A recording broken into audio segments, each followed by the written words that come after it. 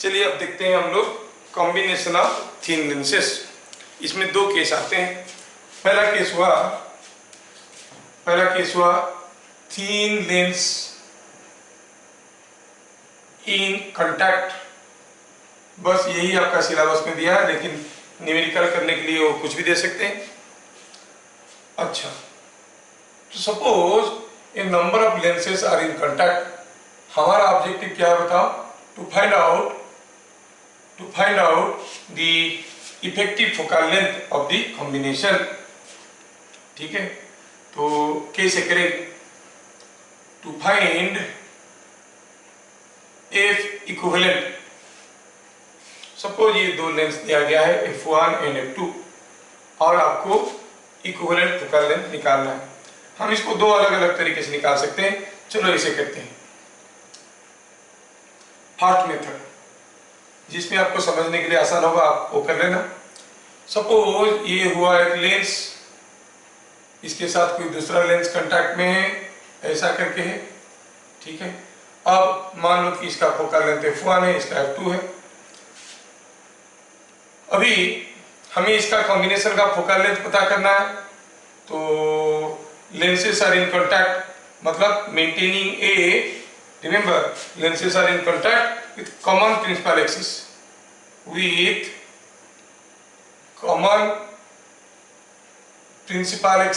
दोनों का principal axis common है। थोड़ा इसको ऊपर उठा के रखेंगे, चीजें बदल जाएगा।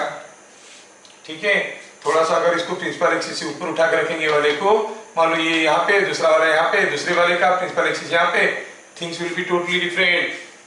क्या डिफरेंट होगा मैं बताऊंगा आपको। ठीक है, अच्छा, तो ऐसा है। तो इसमें सोचो कि कोई रे इसमें आ रहा है। सपोज कोई रे यहाँ पे आ रहा है ऐसे। ठीक है, तो क्या हो गया कि इस लेंस में पास करने के कारण कुछ डेविएशन होगा, फिर इसमें आने के कारण फिर से डेविएशन होगा, आके यहाँ कहीं पहुंचेगा। अगर ये थिन लेंस है और देयर इन कांटेक्ट, तो ये गैप काफी कम होगा। हम ये अज्यूम कर सकते हैं कि both of this heights are same because it is a thin lens in contact. अब इसमें अगर डेविएशन हुआ है Δ1, इसमें फर्दर डेविएशन हुआ है Δ2, तो टोटल डेविएशन क्या हो गया है? तो आप कहोगे हियर टोटल डेविएशन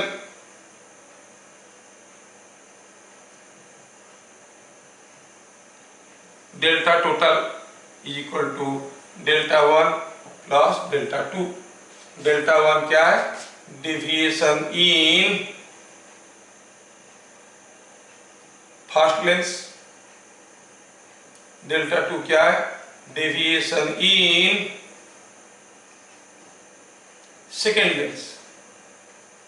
ध्यान से रखना, क्या बोल रहे हैं? थिन लेंस है, कांटेक्ट में है, मतलब ये गैप काफी कम है, तो हम कहेंगे both of them are almost at the same height. तो आप क्या कहोगे? यहाँ पर Δ1 कितना है? h/f1। Δ2 क्या है? It is h/f2। ठीक है, तो हम कहेंगे f इज और f equivalent is effective focal length of combination. तो आप क्या कहोगे? डेल्टा टोटल क्या होगा? 1h/f इक्विवेलेंट, है ना? क्योंकि डेविएशन को हम लोग ऐसे डिफाइन किए थे। You are now representing them by a single lens. You forget there are two different lens, now it is a single lens. ठीक है, ये एक सिंगल लेंस है, ए साइड में गिरा है। इस लेंस का फोकल लेंथ कितना है? f इक्विवेलेंट, इसका F1, इसका F2। अच्छा, तो अब क्या कहेंगे? ये रिलेशन में डालेंगे तो क्या मिलेगा? मिलेगा h/f equivalent is equal to h/f1 plus h/f2 और 1/f equivalent is equal to 1/f1 plus, had there been a number of lenses, then you would have added them reciprocating the focal lengths, है ना? तो अगर 3 तो lens होता plus 1/f3 होता, और ये अगर कनकेव होता तो हम इसको नेगेटिव ले लेते। तो यहाँ पे f1 and f2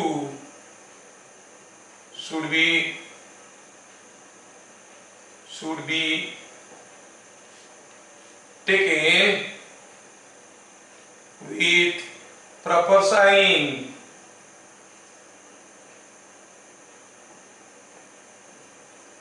proper sign के साथ f1 और f2 को लेना पड़ेगा। तो using the concept of deviation you see how simple it is to find out the effective focal length of a combination of thin lenses, but condition is there in contact lenses are thin. अगर ये thin नहीं होंगे, thick होंगे, वो भी हम लोग देखेंगे, ठीक है। तो ये हुआ पहला मेथड जिसमें हम लोग इफेक्टिव फोकल लेंथ निकालें। Let us see the second method. See the second method जो आपकी बुक में दिया है, बुक वाला मेथड।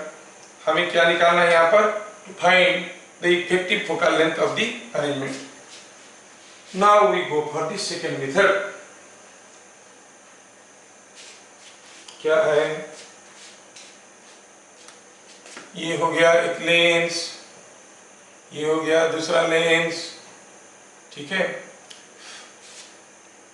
अच्छा,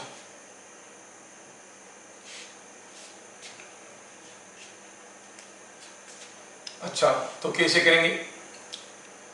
सोचो, इसमें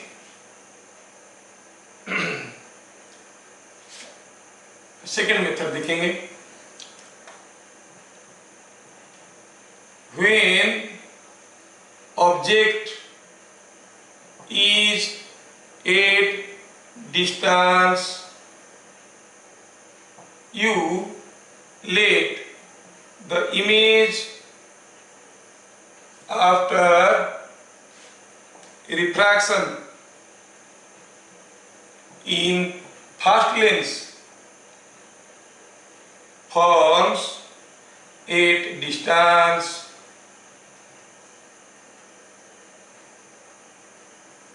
v dash।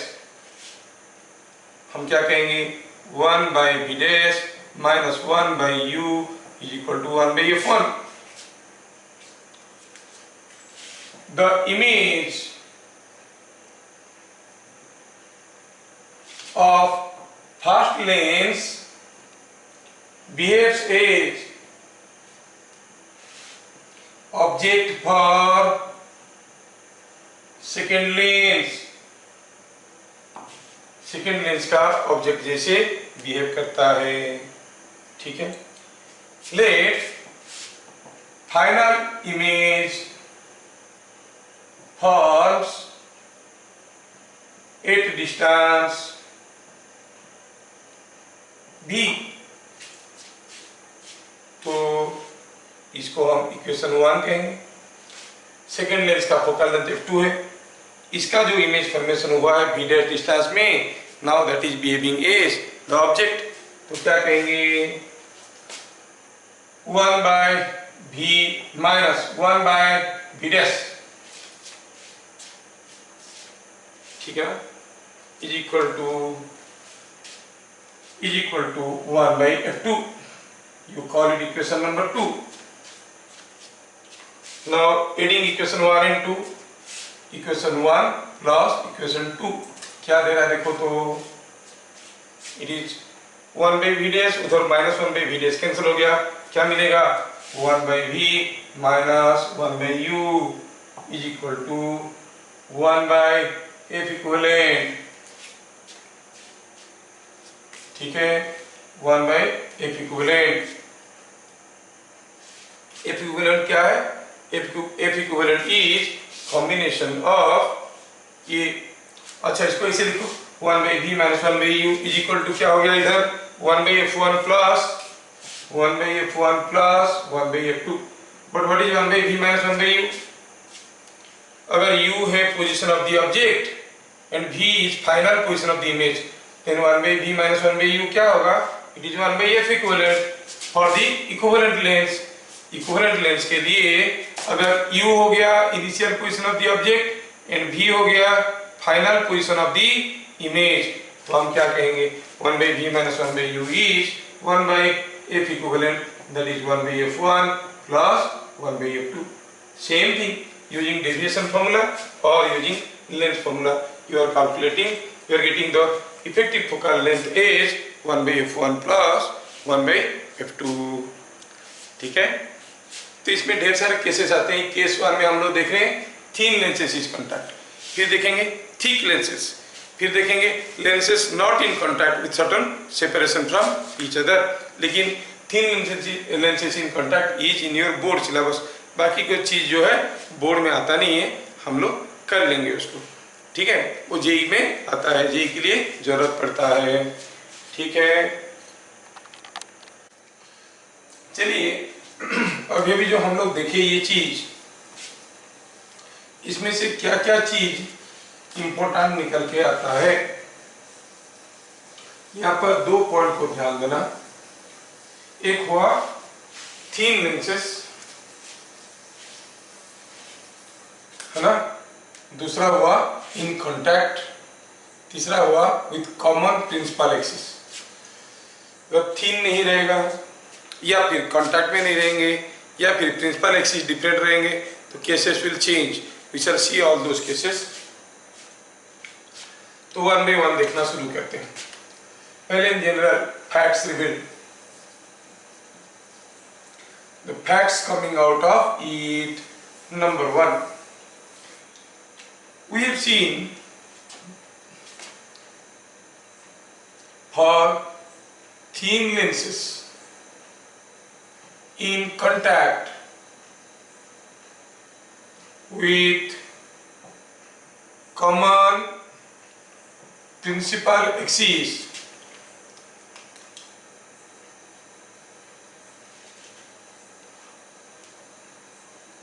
ठीक है। Point number 1, 1 by f equivalent is equal to 1 by f1 plus 1 by f2 plus 1 by f3 and so on. But 1 by f क्या देता है? Power. So equivalent power is ordinary sum of, or you can say algebraic sum of individual powers.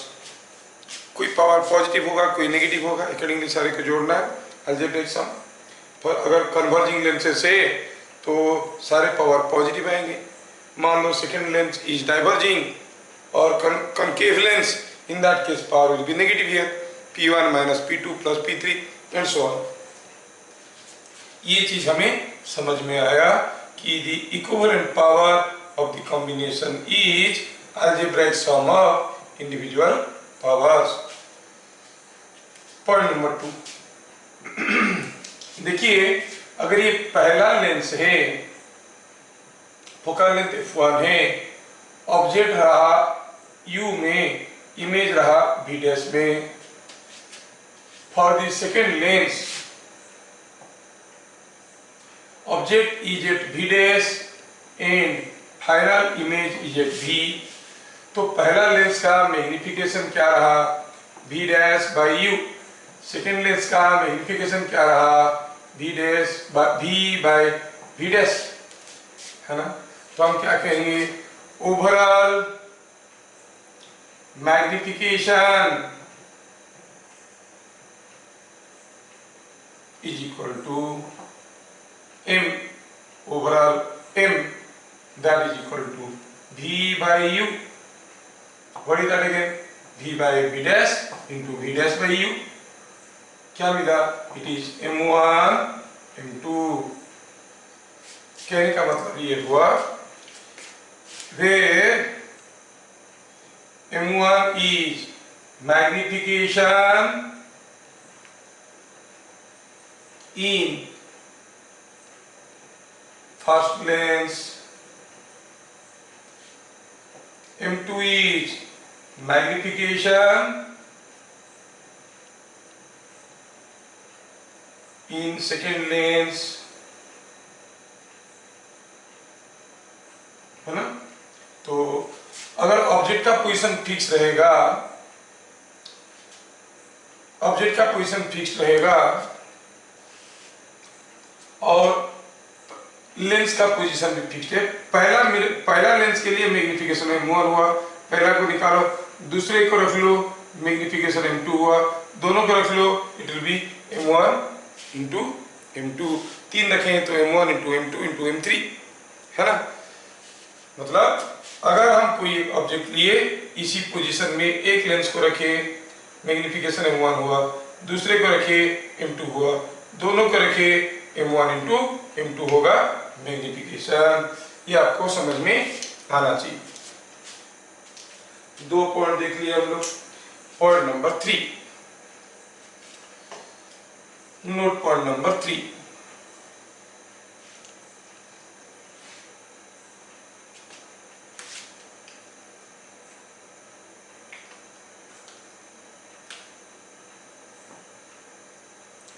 say two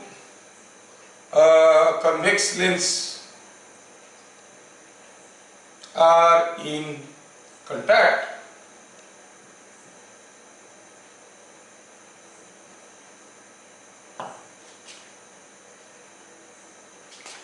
the space between them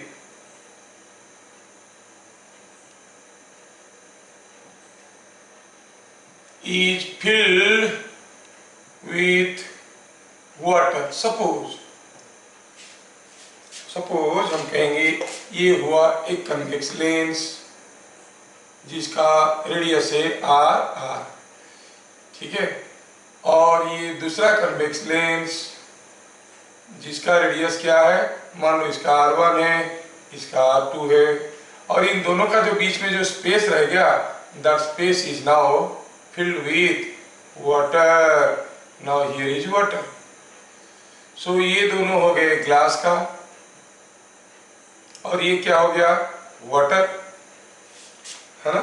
तो इसको हम कैसे कहेंगे, it is combination of 3 lenses. एक हुआ ग्लास वाला R1 radius of curvature, plus एक concave lens जिसका μW है, और इधर R1 इधर R2 है, तीसरा अनदर कन्वेक्स लेंस जिसका R2 है, ये ग्लास है ना। तो आप तीनों का फोकल लेंथ निकालना आता है। अगर हम इसको A कहेंगे, इसको B कहेंगे, इसको C कहेंगे, तो आप क्या कहोगे, 1/F equivalent is equal to focal length of A, focal length of B, focal length of C। जिसमें ये दोनों दिखने से पॉजिटिव दिख रहा है, इसका आएगा नेगेटिव, F का वैल्यू नेगेटिव आएगा। You calculate all this values and substitute to find out the effective focal length. So अगर 2 लेंस का बीच वाला स्पेस में हम कोई दूसरा लिक्विड डाल दिए, कंसीडर क्या है, कंडीशन क्या है, दोनों लेंस कांटेक्ट में थे, उनके बीच में जो स्पेस था उसमें कोई एक लिक्विड भर दी, वाटर भर दी, जिसका रिफ्रैक्टिव इंडेक्स μW है। Now this part will behave as a diverging lens, एक कॉन्केव लेंस, है कि नहीं। तो कॉन्केव लेंस का फोकल लेंथ निकालना तो आपको आता है।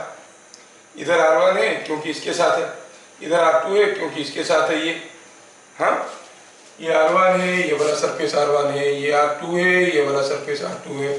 तो जो कॉन्केव लेंस रहा उसका एक सरफेस R1, एक surface R2, and you know lens maker formula to find out the focal length of this one. Then 1/focal length of B, 1/focal length of C, 1/focal length of A is the effective focal length. अब साथ साथ ये भी सोचो, पानी डाल देंगे, पानी नहीं डालेंगे, पानी डाल देंगे तो ये क्या था, 1/FA plus 1/FC. It was 1/FA plus 1/FC when this was air. तो फोकल लेंथ कुछ था, है ना, this quantity was some value. अब इसको डाल दिए, पानी डालने के बाद इसका भी कुछ फोकल लेंथ आ गया जो कि नेगेटिव है। Now this total value is less then this, है कि नहीं। तो क्या कंक्लूजन मिला इसमें से, कंक्लूजन क्या मिला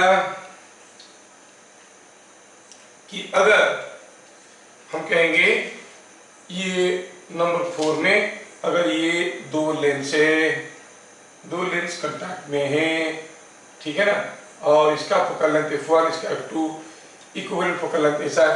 दूसरा केस में ये दोनों लेंस है और इन दोनों के बीच में आप कोई एक लिक्विड भर दिए हो, ये लिक्विड भर दिया है, तो सोचो 1/F equivalent is 1/F1 plus 1/F2, है ना। ये हो गया फर्स्ट केस में। सेकेंड केस में 1/F equivalent equal to 1/F1, इसके लिए 1/F2 और इसके लिए ये तो कनकेव हो गया ना, ये कनकेव लेंस हो गया, तो कुछ नेगेटिव वैल्यू आएगा, से it is -1/F dash, negative आएगा। क्यों माइनस किए? एक्चुअली लिखना चाहिए था 1/F dash, but F dash itself is negative, तो आई राइट -1/F डैश। ठीक है, देखो तो ये फर्स्ट केस में, ये सेकेंड केस में, what is more, 1/F equivalent in the first case is more than 1/F equivalent in the second case, मतलब F equivalent in the first case is less than F equivalent in the second case. So by inserting water, the focal length will improve. क्या देख रहे हैं? पानी नहीं डालेंगे, जितना focal length होगा पानी डाल देने से फोकल लेंथ बढ़ जाएगा। So in above figure, by pouring water in the space between two converging lenses,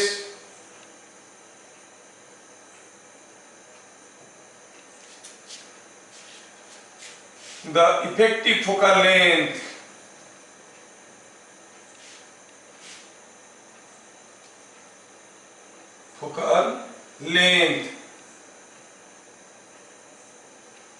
decreases. So power अब फोकल लेंथ डिक्रीज किया, बढ़ गया, increases. So power of combination decreases. ठीक है, कॉम्बिनेशन का पावर डिक्रीज कर गया। ध्यान से देखना सारा केसेस को। दूसरा केस में हम पानी नहीं भरेंगे, ये कॉम्बिनेशन को लेके पानी में डुबा देंगे। ठीक है, तब क्या होगा देखते हैं। Point number 5,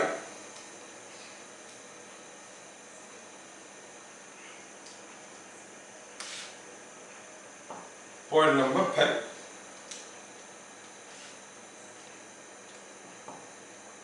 when combination of two lenses is dipped in water, ठीक है, अब ये पानी में है, डूब गया पानी में, सारा चीज डूब गया, अब चारों तरफ पानी पानी, इधर पानी इधर पानी, तो हम क्या कहेंगे, देन हमें क्या निकालना पड़ेगा, equivalent focal length. 1/F equivalent is equal to 1/F1 dash plus 1/F2 dash, where what is F1 dash? Focal length of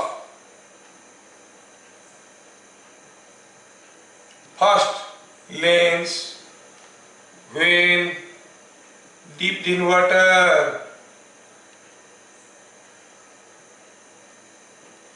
पानी में डुबाने से फोकल लेंथ क्या होता है, ये फॉर्मूला आपको आता है ना। F2 डैश क्या है, focal length of second lens when dipped in water, पानी में डुबा देंगे तो सेकंड वाले का फोकल लेंथ क्या होगा, समझ में आ रहा है। नंबर 6, ये समझ में आ रहा है कि नहीं आ रहा है, अंडरस्टैंडिंग और स्टैंडिंग अंडर, ठीक ठीक, समझो समझो, सिंपल से तो everything is being explained here details में। नंबर 6, चलिए देखते हैं पॉइंट नंबर 6।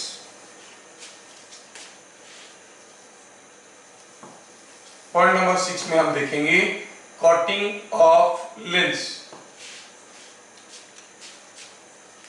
अच्छा, through examples will see. Suppose ये एक लेंस है और इसका फोकल लेंथ f है। इसको हम 20 से काट दिए and I cut it into 2 parts. कैसे? ये एक पार्ट, ये दूसरा पार्ट। तो now the same biconvex lens has converted into 2 plano convex lenses. तो हर एक पार्ट का फोकल लेंथ हो गया f dash. How will correlate this f dash with f? You से इन दोनों का इफेक्टिव फोकल लेंथ क्या है? f है। तो 1/f is equal to 1/f dash plus 1/f dash, मतलब f dash is equal to 2f। तो अगर हम a से कट कर देंगे हर एक पार्ट का फोकल लेंथ क्या हो जाएगा? 2f। समझ में आया? इसका मतलब ये हुआ कि अगर हम ये लेंस को 2 टुकड़ा करेंगे, दोनों टुकड़े को अगर ए से रखेंगे तो जितना फोकल लेंथ होगा ये दोनों टुकड़े को अगर ए से रखेंगे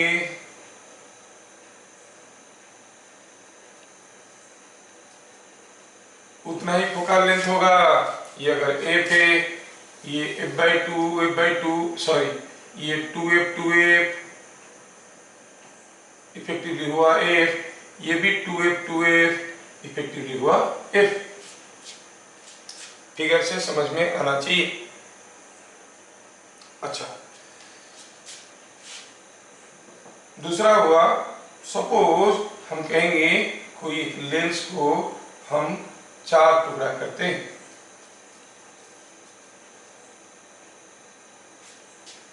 ना इसका फोकल लेंथ f है। ये ऊपर वाला टुकड़ा का फोकल लेंथ कितना होगा? ये वाला टुकड़ा का, अरे अगर इधर से कोई रे आता है f डिस्टेंस में कन्वर्ट करता है, मतलब ऊपर वाला हाफ का फोकल लेंथ कितना है? वो f। तो ये उसका आधा है, तो इसका क्या हो जाएगा? 2f। अच्छा, अगर ऐसा 2 टुकड़ा ले लिए और चारों टुकड़ा को अगर हम ऐसे रख दिए तो ठीक है। I am managing all the 4 parts like this.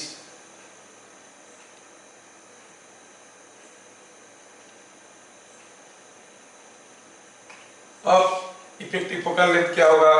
हर एक का 2f है, हर एक का 2f है, तो आपको हो गया 1/f equivalent equal to 1/2f 1/2f 1/2f 1/2f, that is 4/2f ना, दैट इज 2/f। तो इसका f इक्विवेलेंट क्या हो जाएगा? f equivalent will be f/2।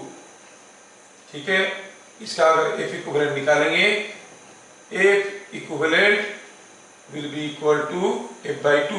अगर ये पूरा का f था, इसका हो जाएगा f/2, क्योंकि 4/2f हुआ ना, हर एक का 2f है।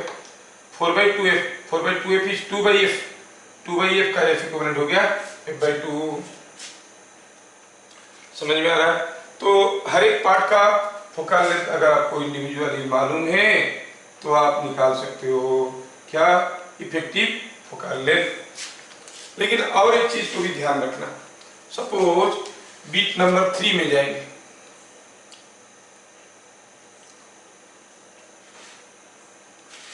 सपोज हम कहेंगे इस केस में क्या होगा बताओ? बीट नंबर 3, सपोज हम इसको 2 टुकड़ा किए ऐसे,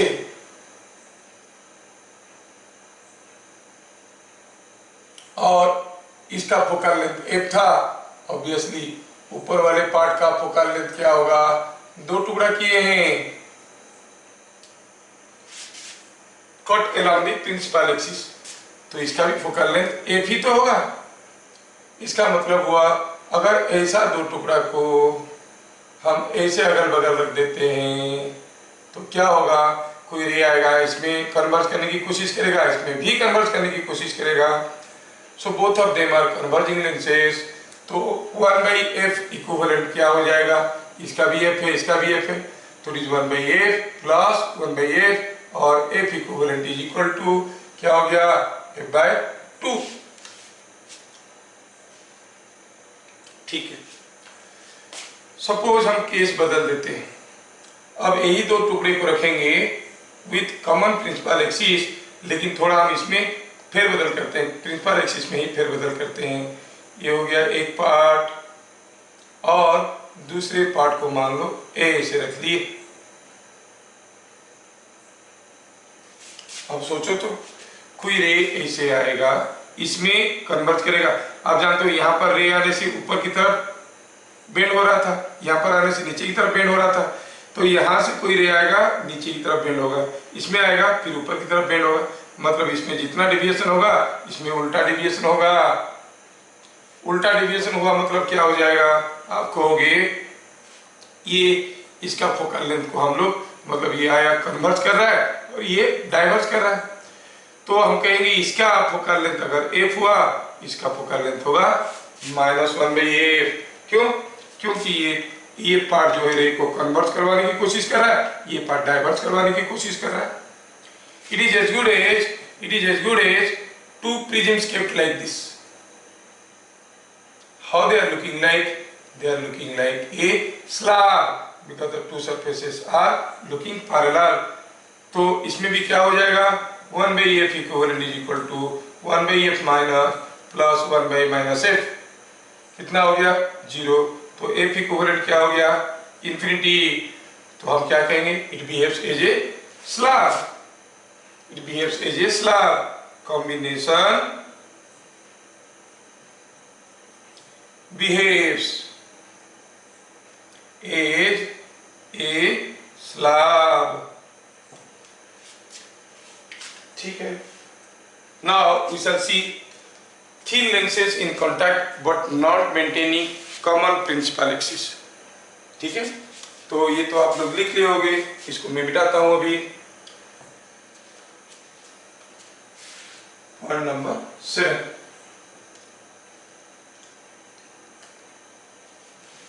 thin lenses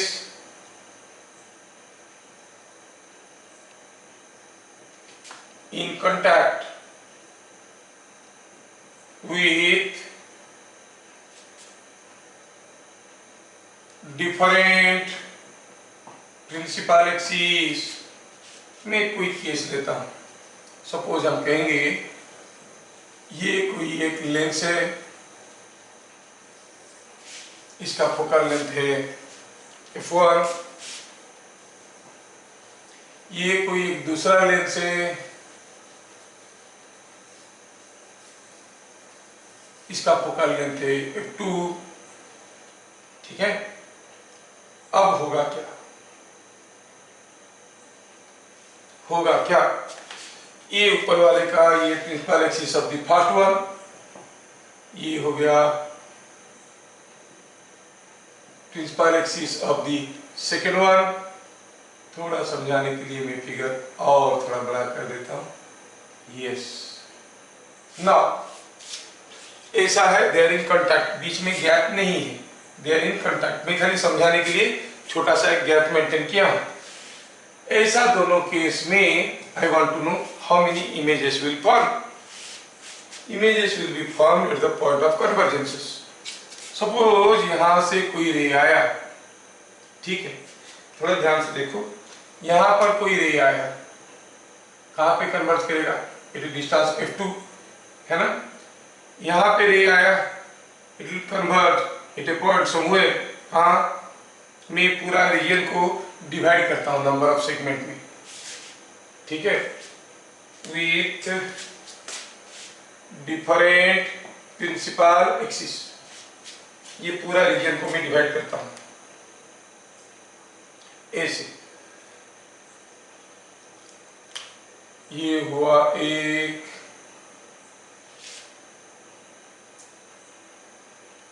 ठीक है, ये हुआ दूसरा, ये हुआ तीसरा, ये हुआ चौथा। और समझने के लिए आसान होगा, थोड़ा फिगर में फेरबदल कर रहा हूं ताकि यू कैन क्लियरली विजुअलाइज। ये F1 है, ये F2 था, ये हुआ नेक्स्ट। अब चलो सोचते हैं how the ray is going to converge. ये इसको रीजन 1 कहो, ये रीजन 2 कहो, ये रीजन 3 कहो, ये रीजन 4, रीजन 5। ठीक है, तो क्या कहेंगे? रेज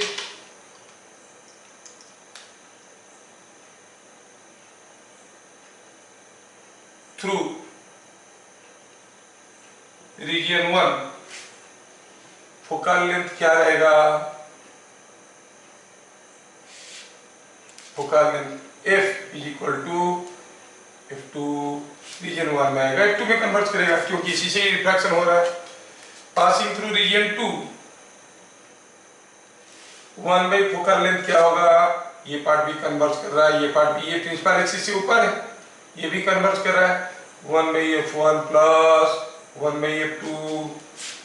रीजन 3 में यहाँ पर आएगा, ये तो कन्वर्ट करेगा लेकिन ये वाला हिस्सा इसका प्रिंसिपल एक्सिस का नीचे है, तो 1 by F will be equal to 1 by F1 minus 1 by F2, क्योंकि ये वाला हिस्सा डाइवर्ज कर रहा था, ये नीचे आने से ये नीचे मुड़ रहा था, यहाँ पर ये ऊपर मुड़ रहा था, so it was diverging like this. तो ये वाला हिस्सा में कन्वर्ट करने की कोशिश करेगा, ये वाला हिस्सा में डाइवर्ज करेगा क्योंकि ये प्रिंसिपल एक्सिस से नीचे है, this part is below the principal axis, तो 1 by F1 minus 1 by F2। Reason 4 में उसका जो फोकल लेंथ होगा क्या होगा? सोचो तो ये पार्ट ये भी डाइवर्ज कर रहा है, ये भी मतलब रे ऐसा आएगा, ऊपर की तरफ बेंड करेगा, ये भी ऊपर की तरफ बेंड करेगा, तो हम कहेंगे 1 by F is equal to 1 by F1 plus 1 by F2, क्योंकि दोनों रे का नेचर कन्वर्जिंग है। रीजन 5 में तो फोकल लेंथ क्या हो जाएगा? F1।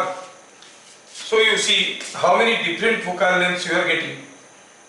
डिफरेंट फोकल लेंथ जो आपको मिल रहा है, कहाँ मिल रहा है देखो तो, ये हुआ 1 एक, ठीक है, ये दूसरा, ये तीसरा, ये तो इसकी बराबर है, ये और ये सेम है, ये चौथा। That means you are getting 4 different type of focal lengths. So how many images will be formed? How many images will be formed? 4 images will be formed. समझ में आ रहा है क्या? 4 different images will be formed. तो आपको समझ में आना चाहिए ये सब केसेस में जो आपका हमारी डिफरेंट रीजन में आता हुआ रे, ये डिफरेंट फोकल लेंथ फिल करेंगे। रेज थ्रू रीजन 1 रेज और focal length, corresponding focal length हम देख रहे हैं, अलग अलग रीजन से जाता हुआ रे अलग अलग फोकल लेंथ एक्सपीरियंस करेंगे। Accordingly their converging points will be different and their number of images will be also different. समझ में आ गया क्या? है ना, समझ में आ गया। तो आप देख रहे हो कि अलग अलग ये चीजें बन रहे हैं। जैसे रीजन 1 से रे आएगा, इसी से जा रहा है, किसी एक जगह बनेगा, ये और ये का आएगा, दोनों कन्वर्जिंग है, आते इधर कहीं बनेगा, प्रिंसिपल एक्सिस 2 पे बनेगा, ये दोनों कन्वर्ज करेंगे कॉमन प्रिंसिपल एक्सिस 2, है ना। और इसमें आएगा तो आपको निकालना पड़ेगा फोकल लेंथ कहाँ आ रहा है और कहाँ पर इमेज होगा। Accordingly will see thin lenses in contact with different principal axis will have different focal length for different rays incident on them. यहाँ पर रे इंसिडेंट हुआ, यहाँ पर हुआ, यहाँ पर हुआ, यहाँ पर हर जगह आपको अलग अलग फोकल लेंथ मिल रहा है। ठीक है, ये कॉम्बिनेशन ऑफ थिन लेंसेज का 7 इंपॉर्टेंट पॉइंट्स हम लोग देख लिए।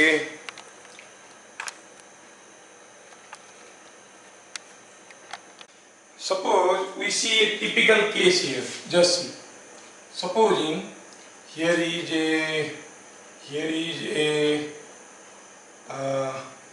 plano convex lens and a plano concave lens, they are in contact.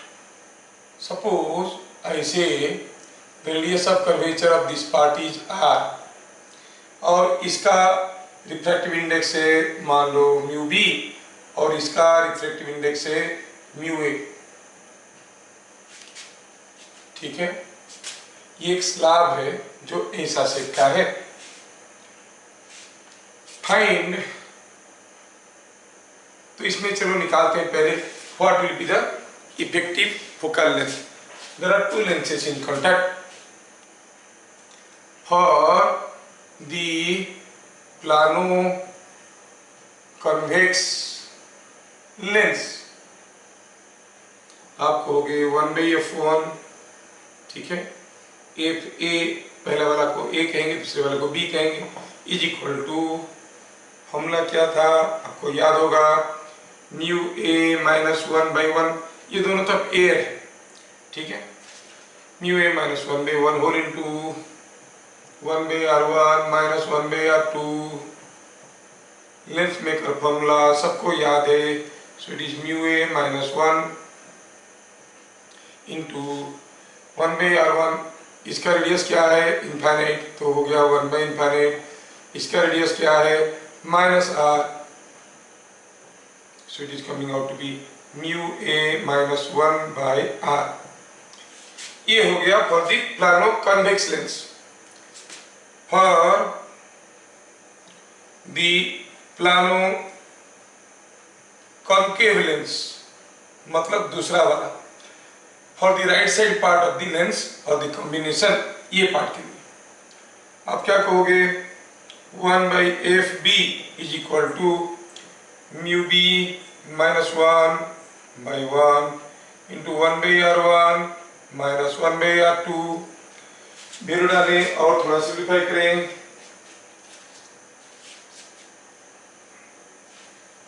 ठीक, अगर वैल्यू डाल के इसको सिंप्लीफाई करेंगे तो कैसे आएगा, देखो इसमें वैल्यू डालते हैं, so 1/fb is equal to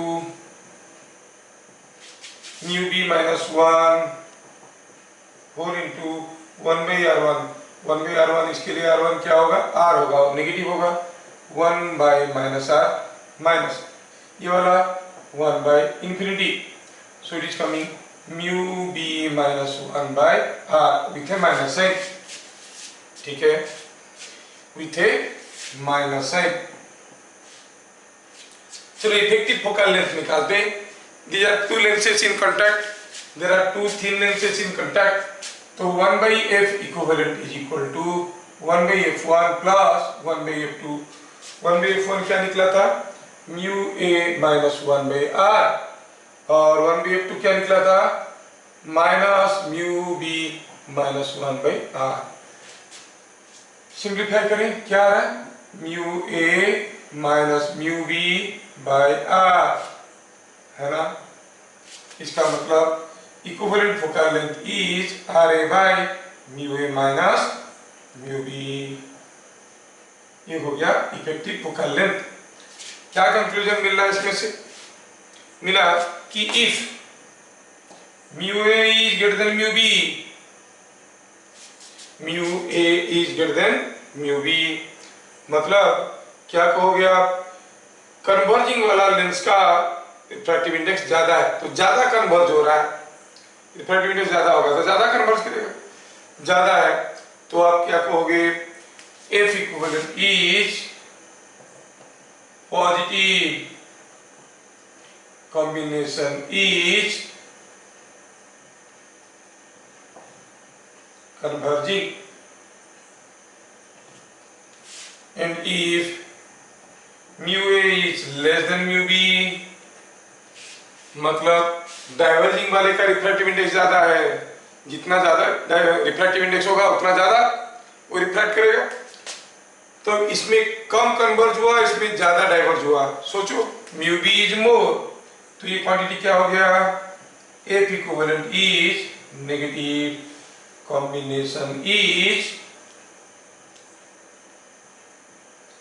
diverging. समझ में आ रहा है? तो ये एक स्पेशल केस है, आप इसको याद रख सकते हो। That means when the two lenses are having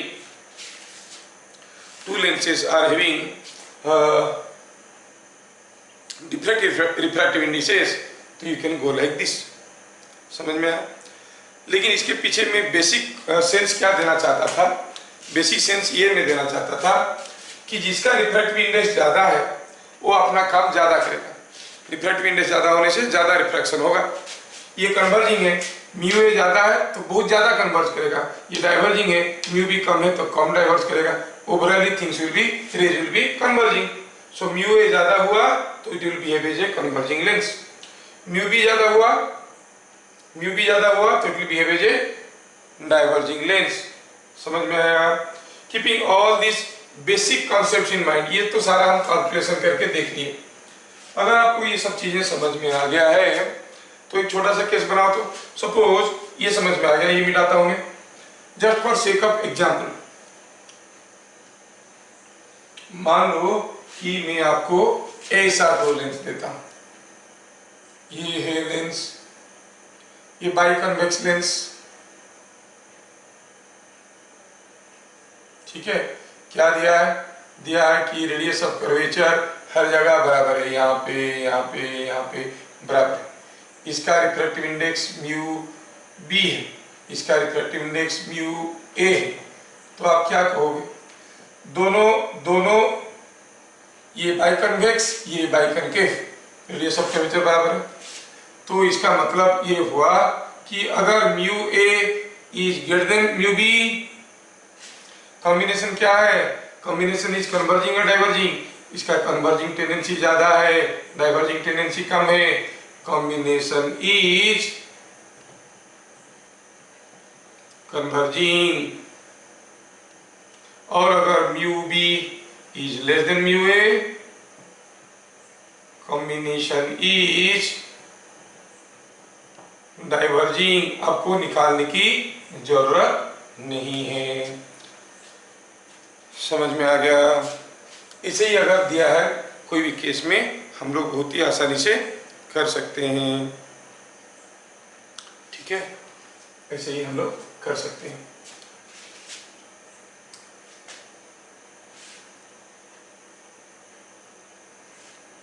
ठीक है, ठीक है। तो कुछ बेसिक कॉन्सेप्ट्स हमें समझना चाहिए।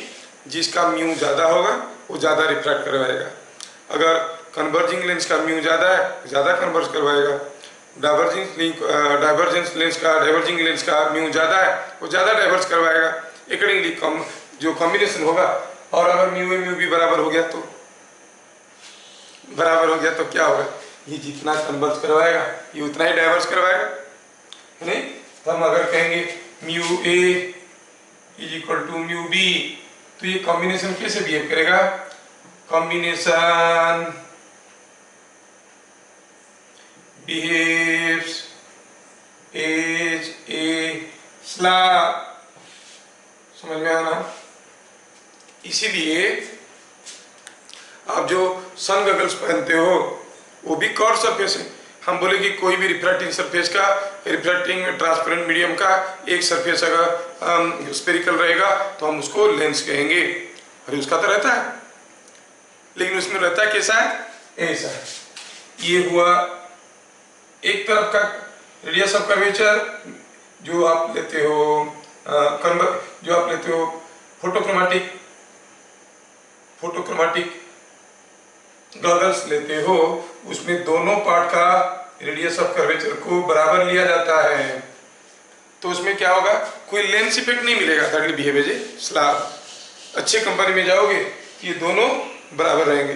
सस्ते कंपनी में जाओगे हो सकता है कि कोई एक फाइबर प्लेट को थोड़ा सा बेंड कर दिए तो अंदर वाले का रेडियस ऑफ कर्वेचर कम हो जाता है। वो लोग क्या करते हैं, कोई एक फाइबर प्लेट ले लिए, फाइबर प्लेट को बेंड कर दिए।